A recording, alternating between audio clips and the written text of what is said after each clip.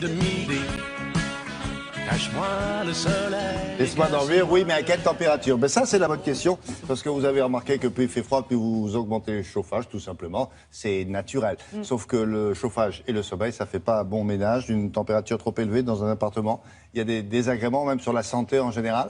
Oui, bien sûr. Déjà, le phénomène de jambes lourdes, vous savez qu'on avait observé dans les années 70 parce qu'il y avait beaucoup d'appartements qui avaient un chauffage au sol. Donc on s'était rendu compte déjà que trop chauffer une pièce, notamment par le sol, provoquait ce phénomène de jambes lourdes, c'est-à-dire avec des gonflements au niveau des chevilles, des mollets, un retour plus difficile du sang vers le cœur.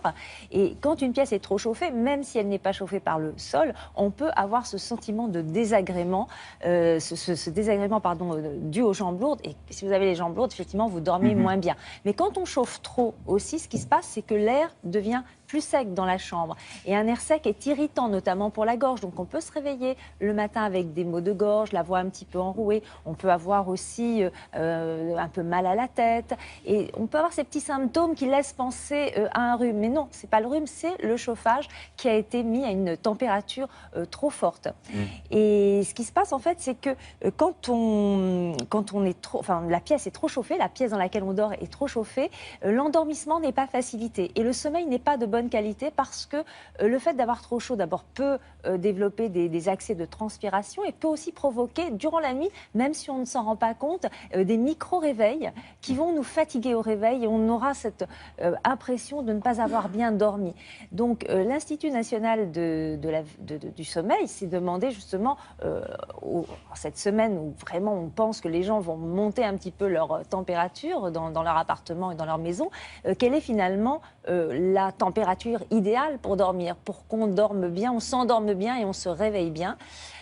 Vous allez voir, c'est pas une température très haute. Hein. Vous allez voir. Il donne des références Ah oui, vous allez voir à comment on doit se chauffer pour justement favoriser un bon sommeil. 18 degrés, si c'est ça.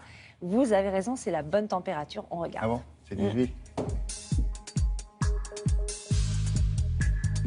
La température idéale d'une chambre pour dormir, c'est 18 degrés. Parce que pour bien dormir, il faut que la température du corps baisse un petit peu. Quelques dixièmes de degrés, mais quelques dixièmes de degrés de baisse.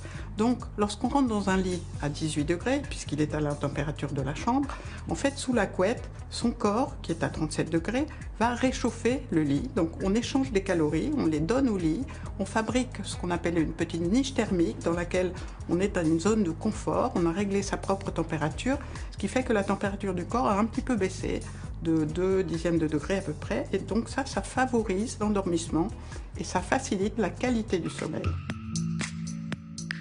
Il faut dormir le corps au chaud et le nez au frais. Pourquoi? Parce que le corps au chaud, on a besoin d'être à une température idéale, bien réglée pour ne pas avoir à lutter ni contre le froid ni contre le chaud.